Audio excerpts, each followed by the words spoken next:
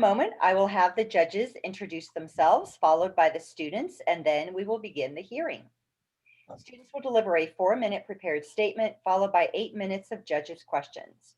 My microphone will be muted, but I will be holding up the 1 minute and the time is up signs.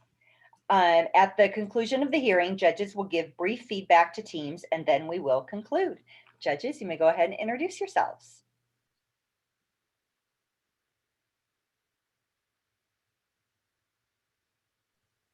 Excuse me for my delay in getting unmuted.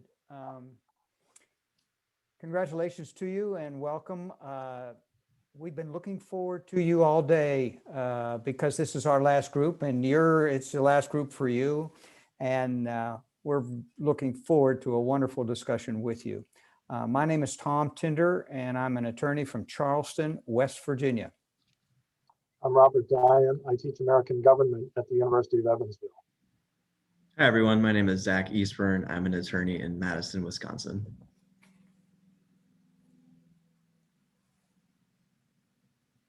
My name is Annalie Christopher, and I'm a junior. My name is Maximus Vogt, and I'm a junior. My name is Sonia Hay, and I'm a junior. My name is Roxana Flores, and I'm a senior. And my name is Riley Kelly, and I'm a junior. And your teachers and coaches, the real stars of the show, please introduce them. Our teachers are Mandy Hostetter and Matthew Fulford. Great. Thank you. This is Unit 4. We're going to do question number 1. And let me read that question to you. Quote, it would be inconsistent with the constitutional separation of the executive and legislative powers to let the prerogative, the pardon power, be exercised by the latter, close quote. What were the framers' reasons for giving the president the pardon power, and do you agree or disagree with them? According to the framer James Wilson, if the president abuses the pardon power, quote, he can be impeached and prosecuted, close quote. Do you agree with Wilson? Why or why not?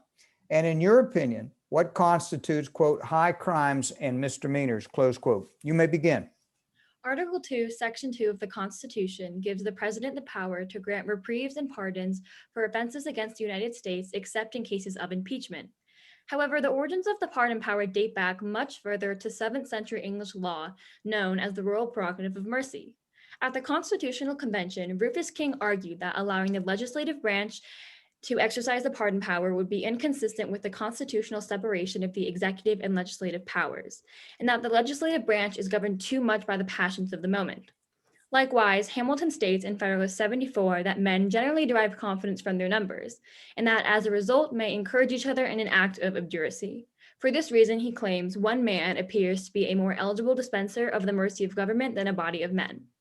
Additionally, Hamilton states that in seasons of insurrection or rebellion, there are often critical moments when a well-timed offer of a pardon may restore the tranquility of a commonwealth.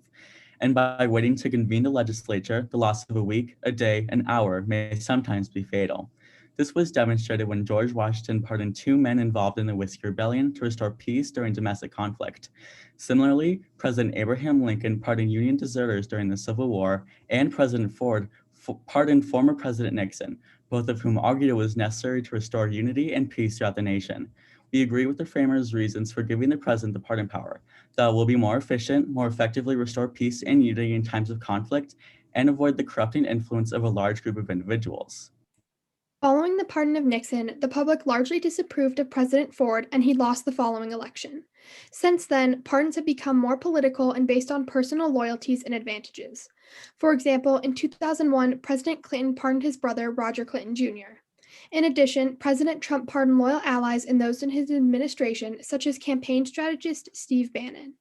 This change is dangerous, as presidents have begun to use the pardon power to protect their own allies instead of for the public good.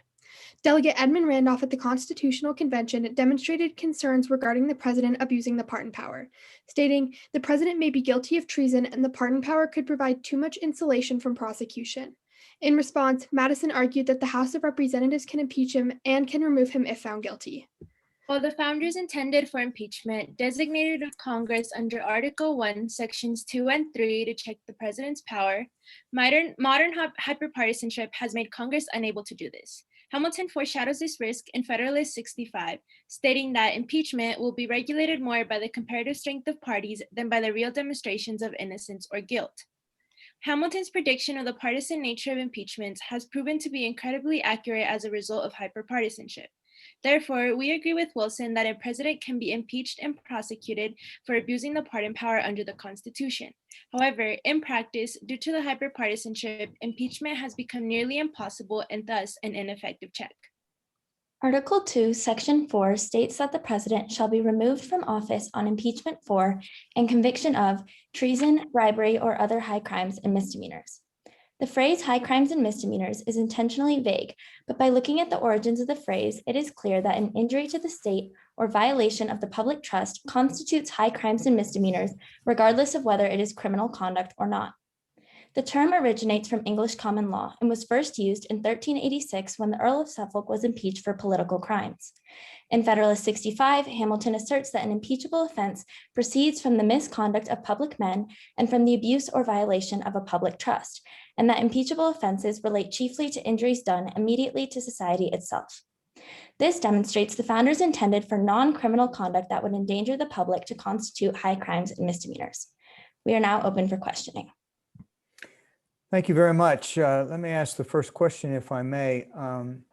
If the abuse of the pardon authority is not impeachment is not a good remedy for that, just what other suggestions do you have of another way to curb or to make changes in the pardon power to make sure it is more fair and just and equitable? Unfortunately, there is little we can do to limit the pardon power because the president is largely unchecked in this power, as both Congress and the Supreme Court do not have the authority to limit this power. For example, in Ex parte Garland in 1866, the court held that the power of the pardon is unlimited except in cases of impeachment and therefore not subject to legislative control. Additionally, in Hoffa versus Saxby, a U.S. district court held that the courts cannot inquire into the rationale for pardons. Therefore, any bill proposed by Congress would be held unconstitutional, and the Supreme Court would have no jurisdiction in cases regarding abuses of the pardon power. Thus, a constitutional amendment is the only way to check the pardon power. Just as term limits were instituted through the 22nd Amendment, we think that the same concept could be applied to the pardon power through an amendment strictly prohibiting self-pardons, as well as those to loyal allies and family members. And while an amendment could help limit the president's pardon power, it is important to note that by reforming the criminal justice system itself, the need for the pardon power to correct injustices within the criminal justice system would be eliminated. And so then that would get rid of the arbitrary nature of the pardon power. And if the Department of Justice had a unit to look at wrongful convictions, that may be a better way. Thank you.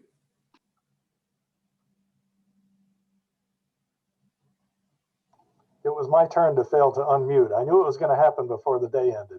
I want to get to hyperpartisanship. You said that modern hyperpartisanship means that impeachment doesn't work as a check. Did impeachment used to work back before we were in a position of hyperpartisanship, or was did it used to be effective and now it's not, or did we used to not be partisan and now we are? I'm trying to think through how that works, because we've never impeached a president and removed him from office. But I'm sure you're not telling us that we've been in a condition of hyperpartisanship since the 1780s. As a nation, we used to be a lot more united. Back when Nixon was impeached, there was only a few stations like NBC or CBS and a few radio stations. So that means that America was a lot more unified in the media they consumed, meaning that they had a more general consensus and agreement on impeachment. However, as we have moved through time, the existence of political parties has become more prominent in our society, and many times people within their political party would rather stick to party lines than truly judge on the basis of innocence or guilt regarding impeachment. And this can be seen through President Trump's second impeachment, when many Republican senators did agree that President Trump had committed a crime in the January 6th insurrection, but voted to acquit him, showing that they would rather stick to party lines than convict someone of a crime. As my colleague mentioned, while partisanship did not exist to the extent it does today at the time of the founding of the Constitution, it is clear that the framers were always aware of the risk of partisanship in impeachment. As Hamilton stated in Federalist 65, that impeachment would become more regulated by the comparative strength of parties rather than real demonstrations of innocence or guilt. And this is important as impeachable offenses in practice become whatever Congress defines them to be.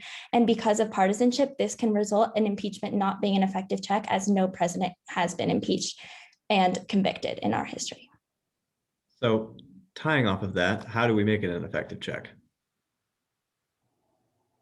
We think that as of right now, the real issue unfortunately does lie within members of Congress.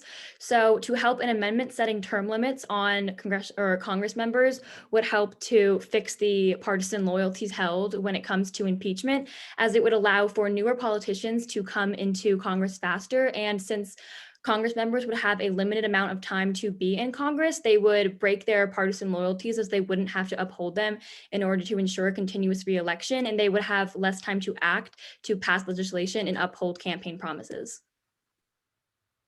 While the amendment my colleague proposed would be effective, it is unrealistic to pass a constitutional amendment, and therefore instead we would also propose anti-gerrymandering legislation as a solution that would not require a constitutional amendment, as it would make elections more competitive, eliminate safe districts, and therefore force members of Congress to make real decisions of innocence or guilt during impeachment trials, and rather than following party lines and loyalties in order to please their base and ensure re-election. Additionally, Hamilton warned about this in Federalist 65 around how the relative strength of parties would control whether someone was declared innocent or guilty. And at the time of the ratification of the Constitution, political parties were not at the extent that they are today. And so Congress acted as an institution to check the president. However, because of partisan gridlock within Congress, we propose an amendment as stated earlier, and instead it would require a simple bipartisan majority to convict the president instead of the 2/3 majority. Do you think another constitutional amendment relating to impeachment would be to have the judiciary, the United States Supreme Court, more involved in impeachment proceedings, or the trial or hearings or arguments be in front of the Supreme Court, with the Supreme Court making a decision? Why or why not? I would not support the judiciary being more involved in impeachment, because impeachable offenses are specific to the responsibilities of the president, which are unique from any other member of society, and therefore are not part of the same criminal code, as impeachable offenses do not have to be criminal conduct and instead proceed from the misconduct of public men and the abuse or violation of a public trust. Although I would like to say that during former President Trump's second impeachment, Congresswoman Nancy Pelosi gave Vice President Mike Pence an ultimatum to invoke Section 4 of the 25th Amendment. And so Section 4 provides that the Vice President takes authority and declares that the President is unable to carry out his duty, and that would be very effective. But unfortunately, because of the partisan parties, Vice President Pence decided not to do that. Additionally, it would not stay within the separation of powers that was instituted at the beginning of our country, because impeachment is the major check that Congress has on the president. And by letting the judiciary step in some way, it would not allow for impeachment to remain a check that Congress had, and instead it would become a check that both the judiciary and Congress had, which would make it even more ineffective. Additionally, if the court had the power to impeach, then both parts of impeachment might happen in the court, as seen in Nixon v. US. So, Son of a gun. you guys want to go for another couple minutes? I mean, what else do you have to do? I mean, wouldn't you like to stay with us for a little while longer? We'd like it. Thank you very much. That was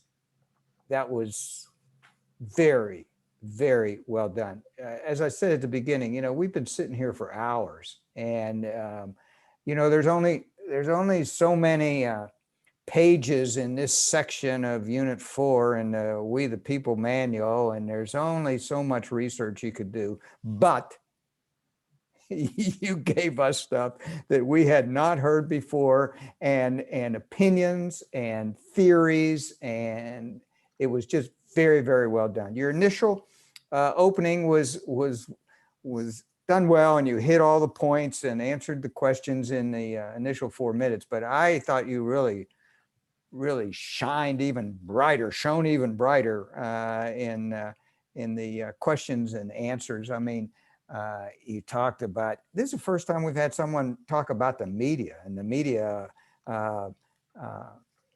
is an important factor. And you talked about that a little, and you talked about Pelosi and Pence and getting the president out of office through that amendment. Just good stuff. I was very impressed. You did a good job.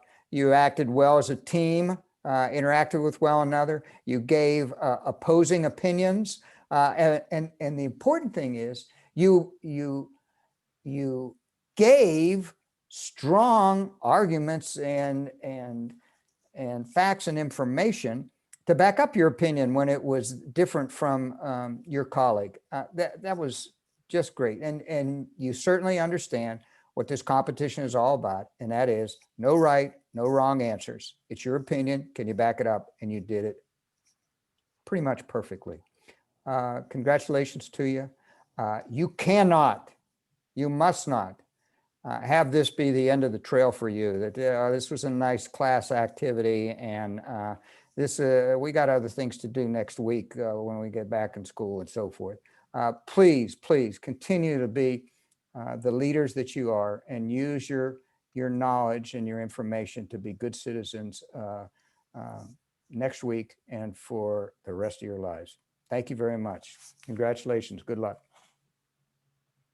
I agree.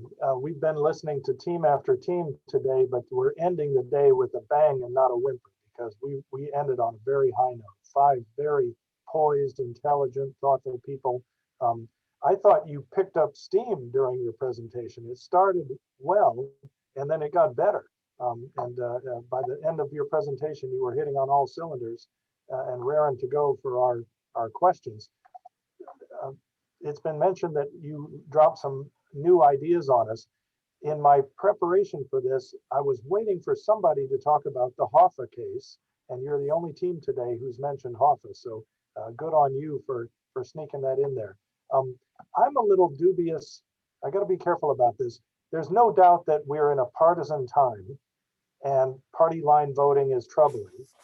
And I'm with you on that. I'm not sure that, I'm not sure that term limits is going to fix that problem. It hasn't in the States. So some of the ready-made answers to that problem may not be there. And then just sort of the broad brush assigning of all of our problems to partisanship. I mean, we haven't always been in this condition, but impeachment has always been an ineffective check on the pardon power, going back to the beginning of the Republic. So it can't just be because Pelosi and Pence don't agree with each other, because Pence wasn't around. Pelosi might have been, because she's older. But it was a terrific job. I was very impressed. One last thing, I already said it. Yeah, hyperpartisanship. Yeah, lots of good examples. Strong performance from start to finish. So I really, my hat's off to you, and you did Colorado proud. Yeah, and I'll try to make this concise because I know I'm the one that will be holding up the end of this. But let me gush and then we can be done here. I think you guys did a really good job. My favorite for you guys though was definitely the Q&A, and what I liked was, it's been said already, but you guys did have a number of examples that we hadn't heard before. I asked the question about how to make it more effective, and you guys provided examples, what I liked about it was, you provided examples that were ones we've heard before regarding like amendments, but which was important to make. You needed to make that point. But then someone said, but it's kind of unrealistic. And that's the truth. It is. And so I think there was this is an opportunity. This is an avenue here, but here's a more practical solution. And maybe it's still kind of hard, but it's something that's more attainable. So the gerrymandering thing, which I wasn't even thinking about, that was a new thing for me. The simple majority, these types of things, which are currently being debated right now anyways, in states, and also this whole idea of whether or not we want to go through this nuclear option of a simple majority. So I thought that was very timely, very well done. The reform and criminal justice point, ancillary, but still you found a way to tie that in. I liked that. If I had something that I with your opening statement, and maybe to what Robert was saying, I think at first it was difficult to know what your position on the question was. And this is a question that asks you really, like, what is your position? Do you agree or disagree? And you got there, but it was kind of more after, it was like maybe 2 or 3 paragraphs in. So I was kind of like waiting for you to say something and waiting for really the lens that all of what you were saying before was going to be focused through. And you got there and you said it, and then I was like, okay, now this all makes sense. I can see where you're going with this. But if I would just say maybe like bump it up to maybe not the first thing you say, but like you can have a prefatory, but then say that. But other than that, I think, there are so many things. Like, I was going to ask you this question about judicial review, but really, the term limits. Yeah, really just appreciated the conversation. I know this has been a long day and you guys have packed a really good punch. So thank you for that. Thank you. Good job. Thank All you, right, I'm going to judges. send the judges to their breakout room, and judges, they'll be there in a minute. That way you have a chance as students to chat if you needed to. Thank you, judges.